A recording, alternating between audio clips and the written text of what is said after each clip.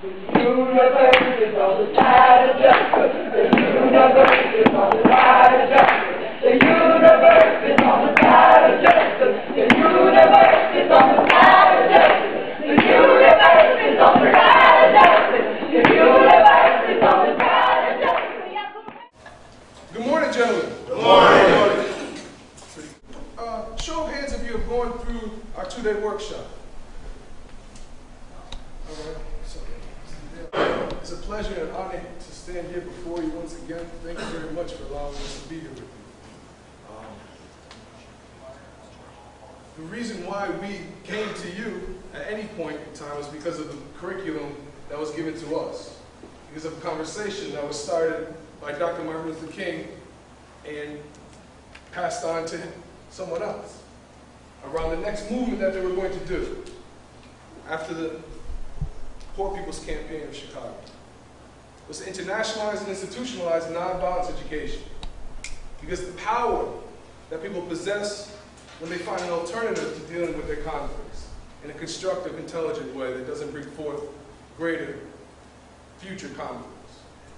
So we'd like to hear from some of y'all, if you don't mind.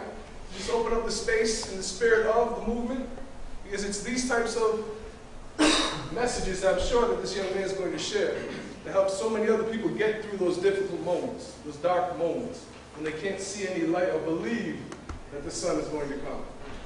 So if you don't mind sharing for us. When I first did the Kingian Nonviolence training, I was touched by it because I've always been fascinated by history, and to be a part of that when they came in, it was a good experience because everything that he was teaching then is still relevant today. He was able to apply it to today. For me to be in the class, even though I did it twice, I still got a lot from it. And the second time I was able to help the people that was in here. So it was good for me. And he said that if he agreed if we was to do it 2 more times, we could help facilitate the class when I came in the next time. So I was happy about that, and it really touched me because what was in the training was powerful. And like I said, I'm fascinated with facts, so I really like it, and I'll do it again if we came back in here. So I do not know what may come tomorrow. In my life, I've had many regrets and not enough sorrow. If I could live life over again, I probably would live it the same. Yet, I would try to live it absent of so many of my pains. Although I face triumphs right beside my discord, although I've often stepped outside the graces of the Lord, my mishaps and missteps did not make me less than man, because I have stood with courage against all reprimands. I have been judged, misjudged, cursed, and accused, deceived, degraded, misperceived, and misused. Still, in the storm of deception, I kept my faith. As connivers and confidence stared me in the face, I did not lose my conviction. I did not weaken in my trust. I did not go too far astray. I did not succumb to my selfish lust. I remained the same, steeped in my idiosyncrasy, because I believed someone would open the ear to hear my pleas. Though it had been a long journey along the way, I believed that things would turn around and be better someday. But when I open my eyes, I'm still here in this hell, living next to my toilet in a 2-man cell. So I'm going to get back in my Bible, reading Ephesians, don't you know? That's where Paul tells us how to live, that's for sure. Be good to your neighbor, be good to your wife. It even says be good to your enemy. Yeah, you heard me right. So next time you're out there and you're about to get in a fight, do like Jesus and turn your cheek to the right. Because nonviolence is the way courageous people live their life. But man, that's hard because I'm known to do the fool. That's why I'm in my Bible, so I can stay cool. See, a lot of us talk about being hard, and we can't even stay off that dope boulevard. We know that's our nemesis, we know that's where we fall, but we get it in our minds that this time we can fall. But I'm going to start that thinking out and try to get it right. That's why I read my Bible every single night. Psalms, Romans, Isaiah, Proverbs too. Those are for the books I'm trying to get through. So like I said in the beginning, I'm trying to change my life. So I'm going to stay on my knees and pray with all my might. See, I'm praying to be strong in a whole nother way. I'm praying to be nonviolent in a Kingian Nonviolence way. God grant me the strength and the serenity to accept the things I cannot change, the courage to change the things that I can, and the wisdom to know the difference. Yeah, that's the one. That's the one I pray.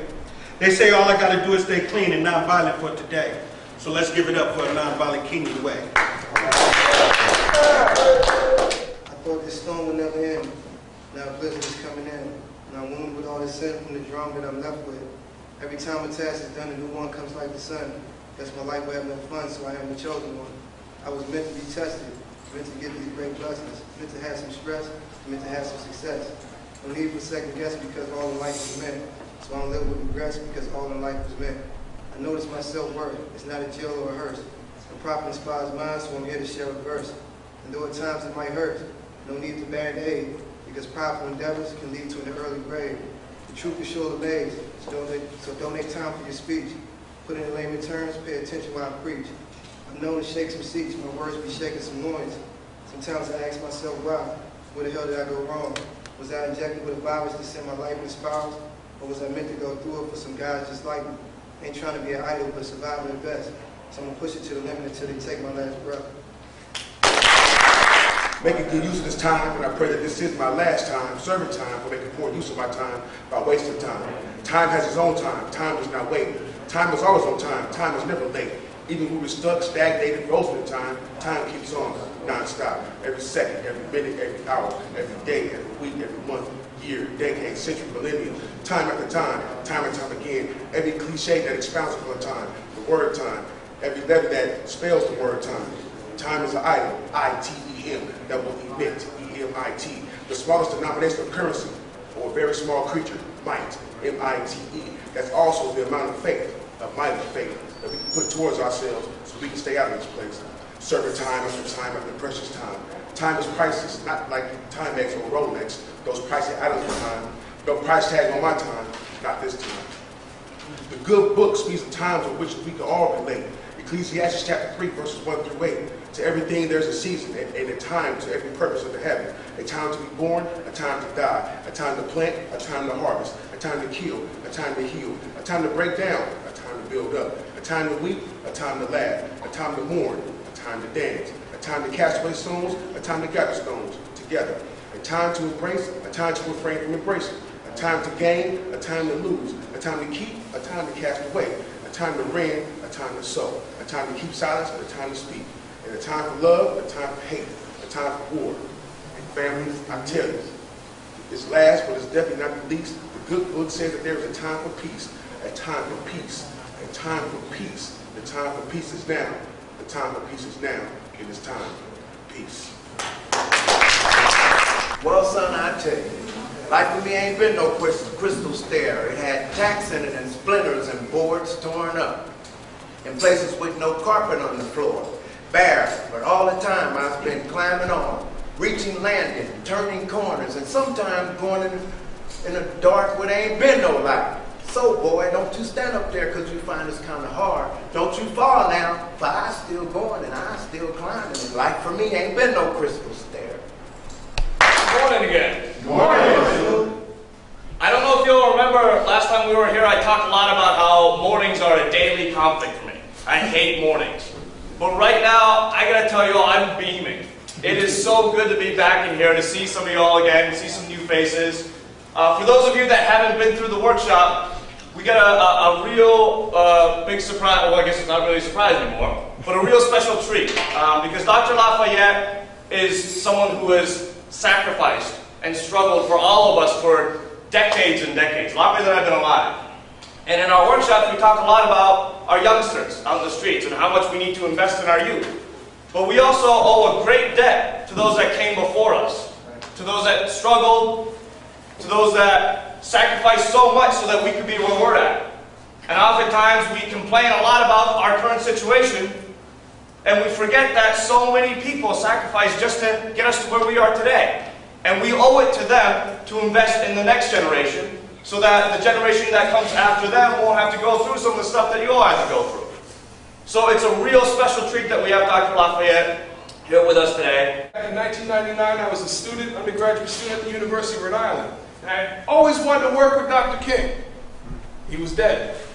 Next best thing was a gentleman who was the director of his last campaign. He was in the cafeteria one day. Someone's like, yo, that's him. I'm like, all right, watch.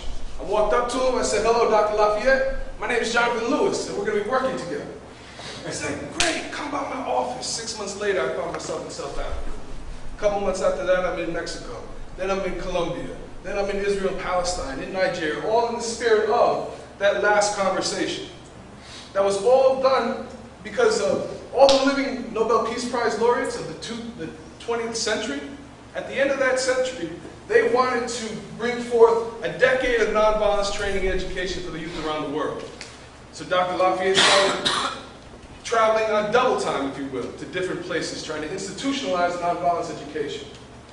Most recently, he's been in Nigeria, working with the most violent of the violent, if you will, believing that there is an opportunity for change for every single human being who walks this earth. The Nigerian government is offering folks amnesty if they go through this type of training. Then they can go get job training. Then they get job placement. It's all in the spirit of the beloved community and transformation. And sacrifice is key to any type of success. Dr. Lafayette definitely knows all about that. He probably has a whole lot of keys, if you will, because he's sacrificed and struggled a great deal for a new day to use those keys to open up opportunities for other folks. So please, in Dr. Lafayette's way, let's shake it up for him as he comes up and talks to us a little bit. Thank you very much, Dr. Lafayette. It's my pleasure.